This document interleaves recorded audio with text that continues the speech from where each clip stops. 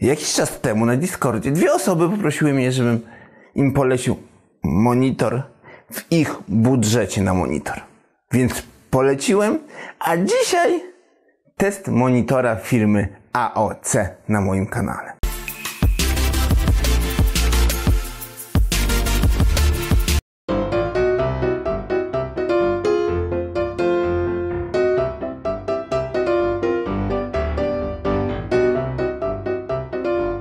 Cześć, dzisiaj Wam zaprezentuję monitor AOC, model C24G2U. Wielkość ekranu 23,6 cala. Podaję w ten sposób, chociaż to trzeba traktować jak 24 po prostu, bo różnicy nie zauważycie. Podaję dokładnie, bo tak producent podaje na stronie. Częstotliwość odświeżania 165 Hz. Czas reakcji PRT 1 milisekunda. Tylko z tym, że przeważnie producenci podają najszybszy czas reakcji matrycy, bo to rewelacyjnie wygląda marketingowo. Promień zakrzywienia 1500 R. Technologia synchronizacji FreeSync Premium.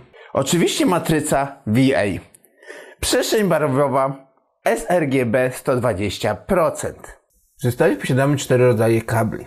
DisplayPort, HDMI,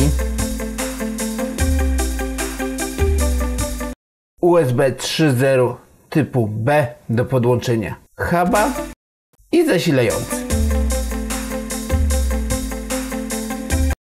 Jak chodzi o regulację tego monitora na podstawie fabrycznej, góra, dół, jak ustawimy w takim miejscu, w którym ustawimy, ten monitor tak zostaje, trzyma się, świetna sprawa, nie ma z tym problemów. Oprócz tego możemy regulować oczywiście jeszcze pod kątem, na podstawie, bo jest obrotowa podstawa. I jeszcze możemy go pod kątem ustawić, jakby góra, dół, jeszcze pod kątem ten monitor. Mamy regulację. Pivota nie wspiera, czyli pionowo nie ustawimy tego monitora, chyba że zastosujemy zewnętrzne ramię jakieś, które przykręcamy do biurka na przykład, bo standard WESE obsługuje. Jak chodzi o złącze, mamy 2 HDMI złącza, DisplayPort, VGA, złącze słuchawkowe i złącze po jacku wejścia audio.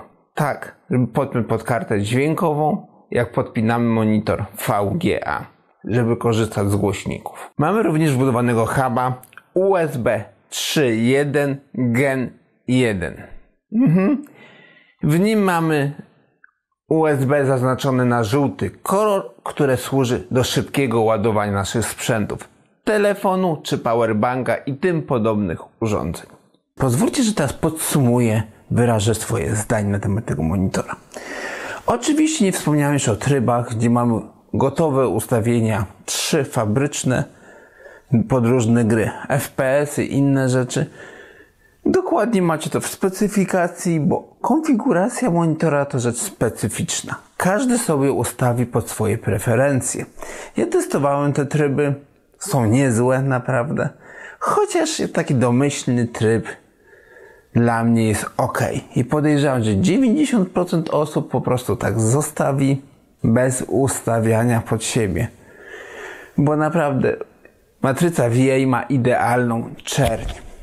Naprawdę bardzo dobrze widać, te kolory są intensywne, takie kontrastowe, to pewnie dzięki sRGB 120%, czyli do gier to jest super, do filmów jest super, ale taka matryca też ma swoje wady.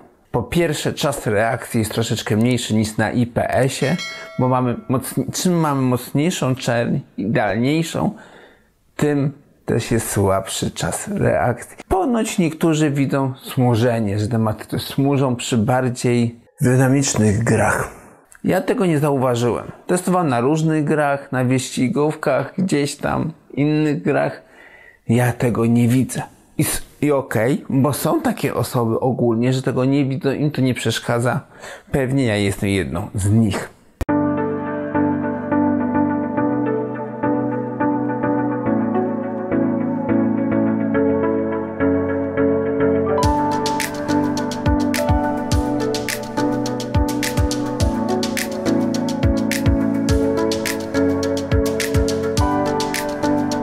Jeszcze jest taką wadą na przykład tych matryc monitorów 120 sRGB to, że jak montujemy filmy na YouTube'a, gdzie standard jest sRGB 100%, taki umowny, który przez profesjonalistów, półprofesjonalistów, czyli osoby świadome tego, jest to stosowane, dobierają taką matrycę, żeby te filmy miały dobrą jakość. Ale YouTube, internet jest tworzony przez lud.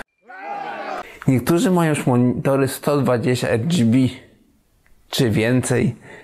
Jak zmontujemy na RGB 120% materiał, kolorystycznie jest taki. Ale jak włączymy na sRGB 100%, jak ktoś ma porządny monitor IPS-a, te kolory będą blade. Ten film będzie taki nijaki. Ale jak weźmiemy monitor typowo pod montaż, gdzie masz 100% RGB, IPS, matryca elegancko, dopasujemy kolor, jest elegancki i ktoś obejrzy go na matrycy na przykład VA 120 RGB ogólnie, paletę barwową, te kolory będą intensywne, będzie taki dopracowany, taki elegancki, niemalże HDR. Też będzie ok, to będzie się podobało. Na pewno nie zrobi to złej roboty. Więc na to trzeba uważać i dlatego nie ma ogólnie standardu w internecie. Tylko taki umowny jest. Jak chodzi o oglądanie w ogóle, użytkowanie tego monitora. Na początku jak go uruchomiłem, tak troszeczkę za ciemno, dziwnie, ale się przekonałem do niego. Tylko oczywiście jako monitor dodatkowy do gier, do oglądania filmów jest super. Tak, te kolory są intensywne, elegancko się gra, nie ma z tym problemu, jest przyjemnie. Tak. Co mi się tutaj troszeczkę tak nie podoba, to menu monitora. Nie jest czytelne, jest eleganckie, tylko te przyciski dziwnie się obsługuje. Ale to nie konfigurujemy codziennie monitora. Ustawimy raz i przeważnie korzystamy. Idzie się przyzwyczaić do nich. Jak chodzi o huba, fajnie, że jest, super. Tylko moim zdaniem troszeczkę za głęboko skitrany w tym monitorze jest. Jedyne ale mam, bo jeszcze żółty port do ładowania szybko, elegancko, to się ładuje wszystko. Testowałem tego huba, jak chodzi o transfer plików, jest w porządku, ok. Z trzech stron jest bez ramki, od góry i z boków jest bez ramki, czyli jest matryca i od razu tylko boczne ścianki są praktycznie. Nie ma ramki, u dołu jest. Konfiguracja jest w porządku, szkoda, że nie ma pivota, ale to jestem w stanie przeżyć. Mało kto będzie w ten sposób ten monitor i tak by montował. To już takie czepianie się. A, i jeszcze głośniki wbudowane. Są super. Naprawdę są dobre. Wam nie przeszkadza, że nie ma subwoofera. Są rewelacyjne. Do gier naprawdę dają. One mają 2 W, ale gry naprawdę dobrze brzmią. Nieważne jaka gierka, bardzo dobrze to brzmi. I jeszcze chciałem poruszyć taki temat, jak chodzi o dobór monitora.